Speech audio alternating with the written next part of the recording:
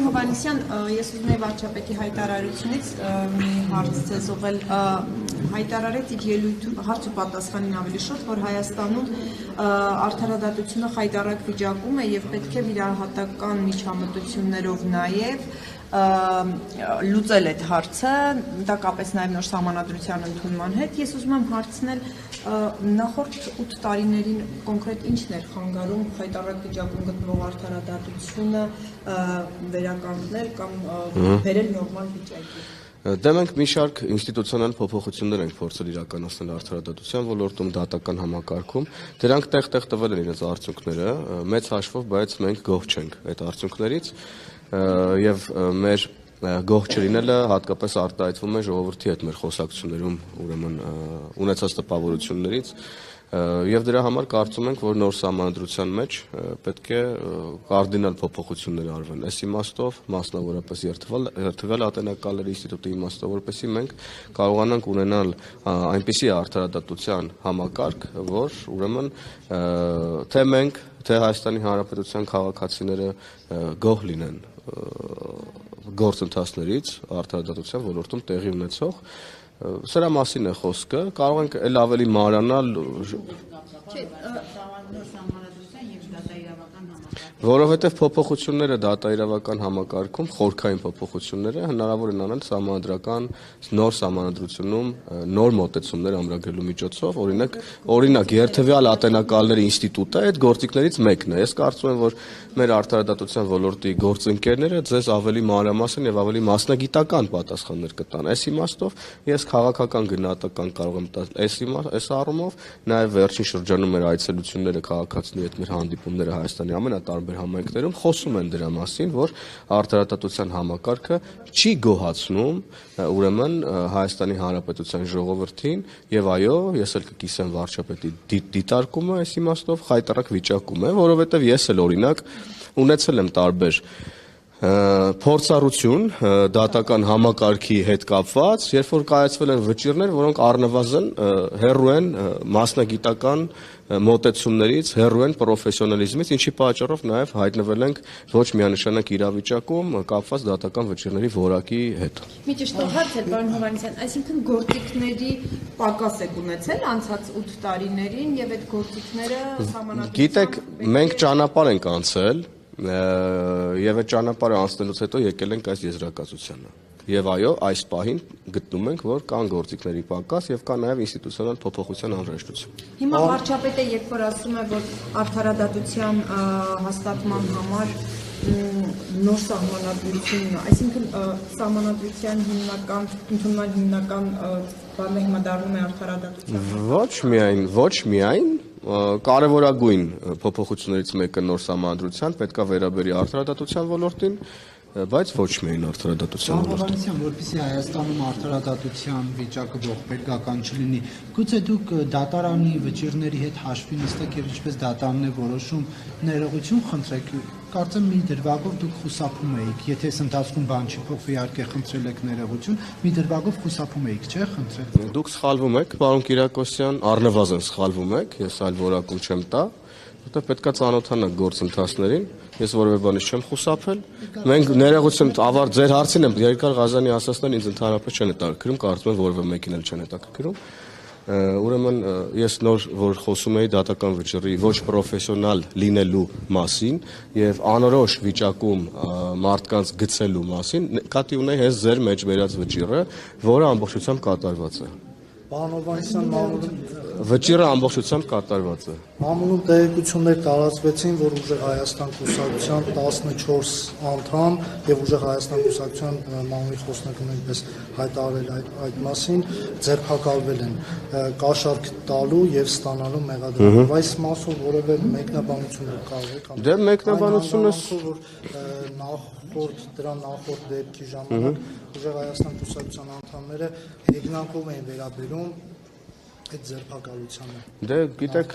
Հայաստանի Հանրապետությունը իրավական պետություն է, փակված է էջը Հայաստանում ընտրակեղծարարության եւ ով կփորձի այդ ճանապարհով գնալ, հանդիպելու է օրենքի ուժին, ինչը որ մենք տեսնում ենք։ Իրավապահ մարմիններն աշխատում են, ես այս իմաստով չեմ կարող որևէ մեկնաբանություն անել, իմ մեկնաբանությունը զուտ քաղաքական կարող է լինել, այն առումով, որ օրենքի առաջ բոլորը հավասար են եւ բոլորը պատասխան են տալու առանց որևէ կարգավիճակի։ Ես նաեւ տեսնում եմ, որ մարդիկ ինչ որ հղումներ են անում մարդկանց տարբեր կարգավիճակներին, միևնույն ժամանակ այդ կարգավիճակի օրինակ կերակրող մոր կամ կնոջ կարգավիճակը հաշվի չառնելով նրանց դրդում են տարբեր տեսակի հանցանքների ընտրական զեղծարարության մասին է խոսքը, հետո գալիս են ասում են, թե բա գիտեք, ուրեմն կերակրող մայրը եւ նրան ձերբակալեցին։ Օրենքը չի ճանաչում կարգավիճակ, այս իմաստով լավ է գոնե որ դատարանը խափանման միջոցը կիրառել է կերակրող մոր վերաբերյալ ուրեմն վարչական հսկողությունը, ինչը ես ասում եմ, որ ոչ թե պատիժ է այս դեպքում, այլ փրկություն, որովհետև պետության հովանու ներքո այդ մարդիկ չեն կարողանա նոր հանցանքների գնալ եւ վտանգի տակ դնել իրենց երեխաներին, իսկ մնացած գործընթացները իրավական գործընթացներ են, բոլորը պատասխան են տալու օրենքի առաջ, Հայաստանում ընտրակեղծիքներով, ընտրակաշառքներով հնարավոր չի ազդել ընտրության արդյունքների վրա, մենք դա թույլ չենք տվել, թույլ չենք տալու։ Պարոն Հովհաննիսյան, արդյոք հող չեք նախապատրաստում այդ հուսակցությանը թույլ չտալու ընտրությունների մասնակցել, նաև ես հիշում եմ կենտրոնական ընտրական հանձնաժողովի նախագահին ձեր տված հարցը, որ ասում եք ինչու օրինակ այդքան կարող է մասշտաբային կաշառքի մասին լինի եւ թույլ չտալ։ Այսինքն հող եք նախապատրաստում։ Մենք ենք ներողություն, ընտրակաշառք բաժանում են ուժեղ Հայաստանի ներկայացուցիչները, բայց մենք ենք հող նախապատրաստում։ Չէ, իմ հարցը վերաբերում էր կենտրոնական ընտրական հանձնաժողովի նախագահի ուրեմն կարծիքին եւ նաեւ թե ինչ պետքա տեղի ունենա, ինչ մասշտաբներին պետք է հասնեն օրինակ ընտրազեղծարարությունը կամ բարեգործության նորմի խախտումը, որ մենք ուրեմն չգրանցելու process-ին հասնենք, բայց պատասխան լսեցի, որ քանի դեռ կուսակցությունները գրանցված են ռեգիստրում, ապա չգրանցելու մասին խոսք լինել չի կարող։ Իմ հարցը ճշտող հարց էր, ինչ վերաբերվում է ձեր դիտարկմանը, որ մենք ինչ որ հող ենք ներողություն, ես կրկնում եմ, շինծու որևէ գործ չկա Հայաստանի Հանրապետությունում շինծու գործերի դարաշրջանը վաղուց փակված է, կան ձայնագրություններ, կան օպերատիվ տվյալներ, որոնք հրապարակվում են պատե առիթներով եւ ուրեմն մնացածը իրավական տիրույթում է, թե ինչ-որ մեկը հող է նախապատրաստում, որ ուժեղ Հայաստան կուսակցությունը չգրանցվի կամ գնա եւ տապալվի ընտրություններին, այդ միակ հող նախապատրաստող հենց իրենք են, իրենց գործողություններով, իրենց հայերեն չիմացող առաջնորդով, իրենց ուրեմն ընտրակաշառք բաժանելու փորձերով, իրենց իբր թե բարեգործության անվան տակ, ուրեմն ընտրակաշառք բաժանելու փորձերով։ Միայն վարչապետը չէ, դուք թիմ առհասարակ մշտապես ասել եք, որ եթե ես ճիշտ եմ հիշում, բայց ամեն դեպքում դա կլինի ձեր հանձնարարությունը, որ Հայաստանում ընտրակեղծիքներով եւ այլն քիչ առաջ ասացիք ընտրություններ կեղծելու այդերը փակված է։ Հիմա դուք երբ որ իրավապահ համակարգը ինչպես դուք եք ծնվում, գործում է, կատարում է լիարժողիկ գործառույթները, այս պայմաններում հնարավոր է, որ Հայաստանում համակարգված կաշառք բաժանելու գործընթացով ընտրություններ կեղծվեն։ Ինչպես տեսնում եք, հնարավոր չէ, որովհետև ինչպես տեսնում եք, կան որոշ շրջանակներ, որոնք փորձում են, եւ ամեն օր մենք տեսնում ենք, որ ձեր նշած ուրեմն գործերի հետ կապված մարդիկ են ձերբակալվում, օպերատիվ տվյալներ են հրապարակվում եւ հետեւաբար ձեր հարցի պատասխանը այստեղ է ամփոփված։ Եթե իրավապահ համակարգը չկարողանար օպերատիվ կերպով արձագանքել նման իրավիճակներին, ապա այո, մենք կվերադառնայինք այն կետին, երբ որ համակարգային ընտրակեղծիքներ էին տեղի ունենում Հայաստանի Հանրապետությունում ամենատարբեր դրսևորումներով։ Կամ ընտրակաշառքի, կամ ընտրատեղամասում լցոնումների եւ այլն եւ այդպես շարունակ, բայց իրավապահ համակարգն իր տեղում է, հակակոռուպցիոն կոմիտեն օպերատիվ կերպով գործում է եւ ուրեմն թույլ չի տալու, որ վերադարձ լինի նախկին վարքերին։ Պարոն Հովհաննիսյան, կարելի է ձեր ասածից պնդել կամ ենթադրել, եզրակացնել, որ այն արդյունքը, որ կգրանցվի ընտրություններում, դա կլինի արդար ընտրություններով։ Եթե որևէ կողմ կմտածի, որ ընտրությունների արդյունքները ուրեմն արդար չեն կամ առնվազն ցանկություն կունենա վիճարկելու, Հայաստանի Հանրապետությունում կան բոլոր իրավական ճանապարհները դա անելու համար, թե մեր կողմից, թե ուրեմն մյուս քաղաքական ուժերի կողմից։ Պարոն Հովհաննիսյան, ասացիք ուժեղ Հայաստանը կաշառք է բաժանում։ Ես ասացի, որ կան օպերատիվ տվյալներ եւ ձերբակալված անձինք, որ նրանք կաշառք են բաժանում։ Չէ, մինչ այդ ուղիղ ասացիք, որ խոշոր են բաժանում, այսինքն ձեզ դատարանի վճիռ պետք է։ Ես ասացի, որ կան օպերատիվ տվյալներ եւ կան, եթե այդպես է տպավորվել, ապա ես կրկնում եմ, որ կան օպերատիվ տվյալներ եւ ձերբակալված անձինք առայն, որ ուրեմն ուժեղ Հայաստանի ներկայացուցիչները ներգրավել են այս կամ այն ընտրական զեղծարարությունների մեջ։ Կապացուցվի դա, թե չի ապացուցվի, այո, թող լինի դատական վճիռ, բայց առնվազն մենք ունենք օպերատիվ տվյալներ, որոնք հրապարակված են, որտեղ մարդիկ ներողություն ռուսերեն բառիս համար տելևիզոր են բաժանում, հետո նաև քյաբաբի ինչ որ բաժանման գործընթացների հետ գործ ունեցանք, հետո հեռուստացույցի փողն էին առաջարկում, մեծամորում մարդկանց էին ոնց որ թե գրանցել եւ բայց այդ գրանցված մարդկանց օգտագործում էին որպես ուրեմն ընտրական process-ներն էլի կեղծելու համար ամեն դեպքում նման տվյալներ կան հակակոռուպցիոն կոմիտեում իրավապահ մարմինները տվյալներ են հրապարակել այո դատական վճիռներ կլինեն հետո արդեն ավելի հաստատակամ կխոսենք սրա մասին մենք հիմա հիմնվում ենք այս պահ եղած տեղեկատվությունների վրա Պարոն Հովհաննիսյան եթե ինչպես դուք եք ասում տելևիզոր տալը ընտրակաշարք է այդ դեպքում բաղնիքի վերանորոգման հարց կազմակերպելը կարող է ընտրակաշարք դիտարկել Ինչի մասին է ձեր հարցը ես ուզում ուղղակի ասում եմ եթե Դե ուղղակի տեն շատ բան կարող եք հարցնել օթի մեջ հիմա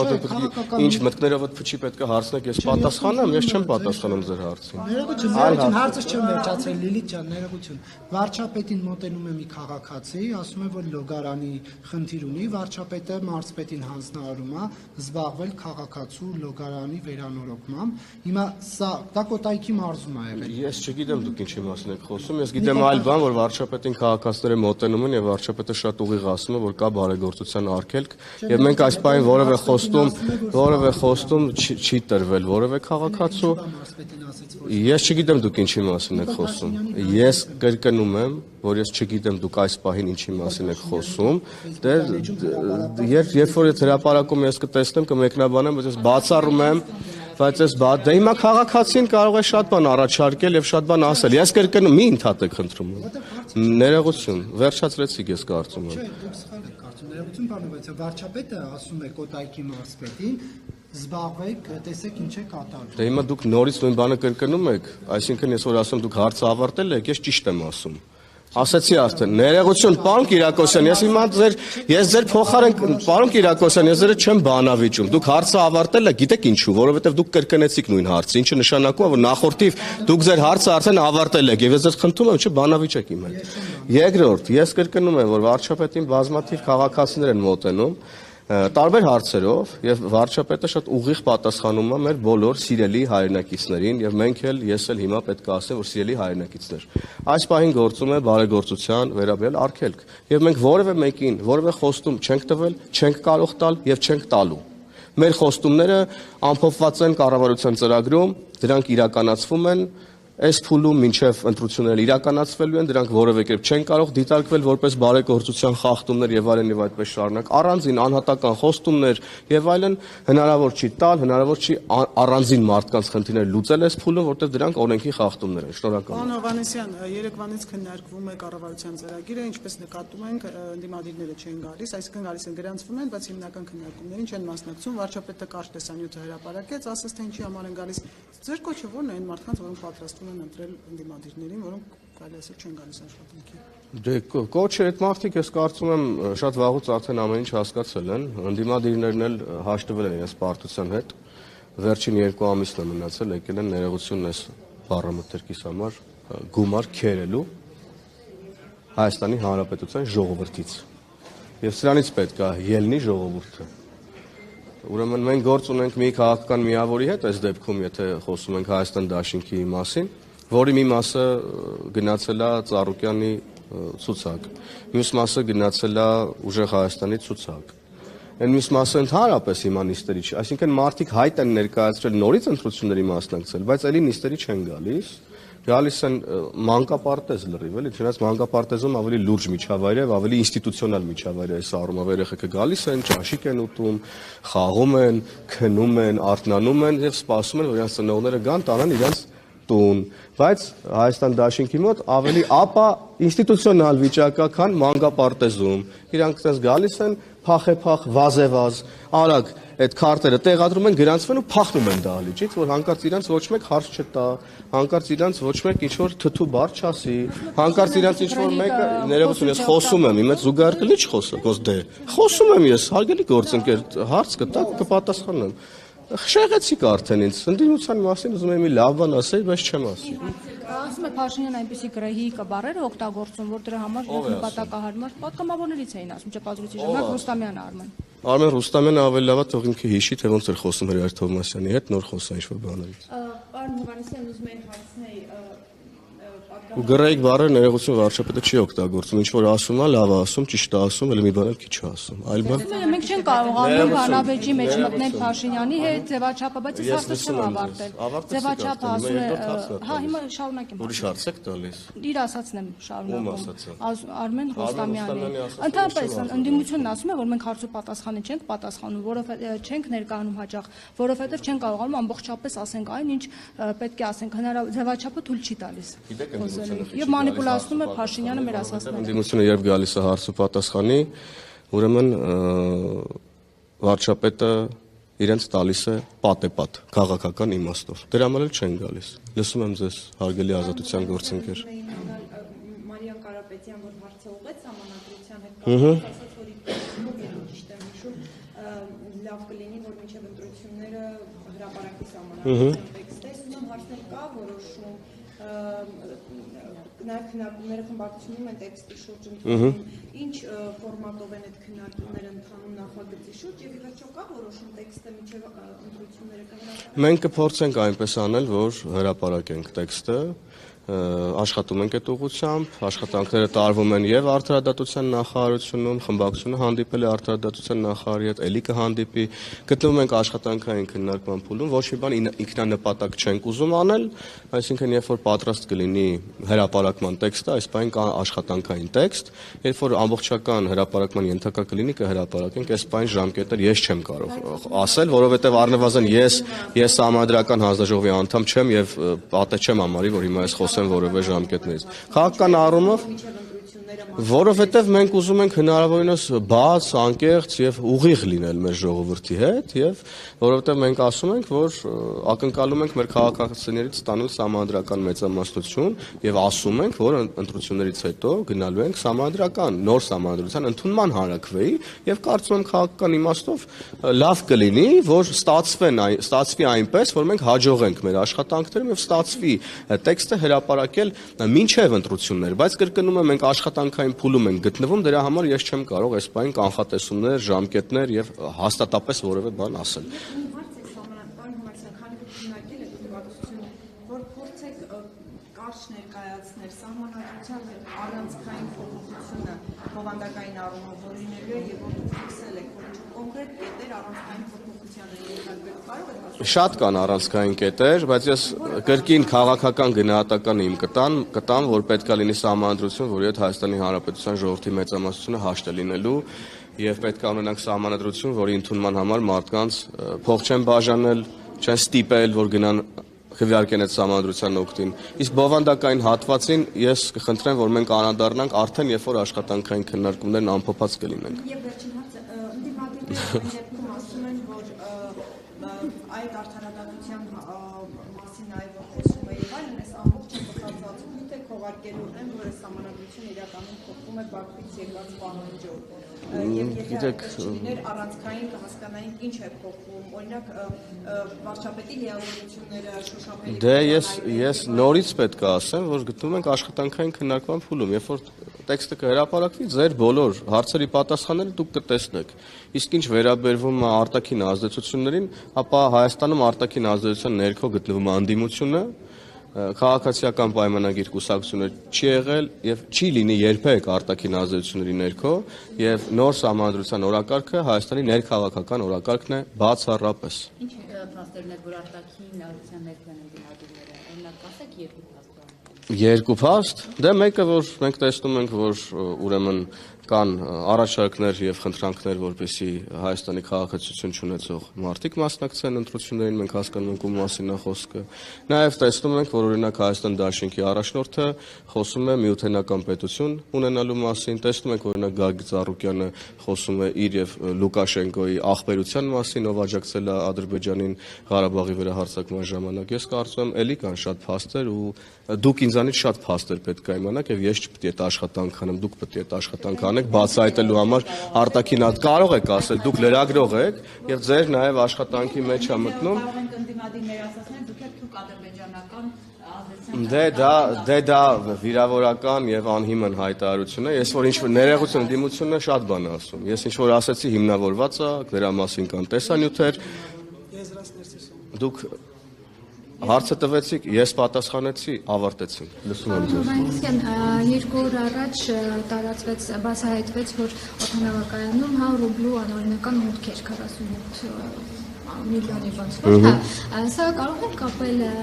ընտրական գործընթացներում կիրառելու հետ ու նաև այս ընտրակաշարքների այս մեծ բացահայտումների ֆոնին ինչ-որ կապ ունել։ Դժվարանամ ասել, բայց չեմ էլ բացառի, որովհետև սա իրավապահ մարմինների տիրույթն է։ Մենք գիտենք, որ փորձեր արվում են, հիմա այս պրոցեսներն էլ վերջին իրադարձություններն են, այն մասին են, որ մարդիկ ուզում են փող բաժանեն։ Մի դեպքում ստացվում է, մի դեպքում չի ստացվում, եւ այդ փողերն ինչ-որ մի տեղից գալիս են,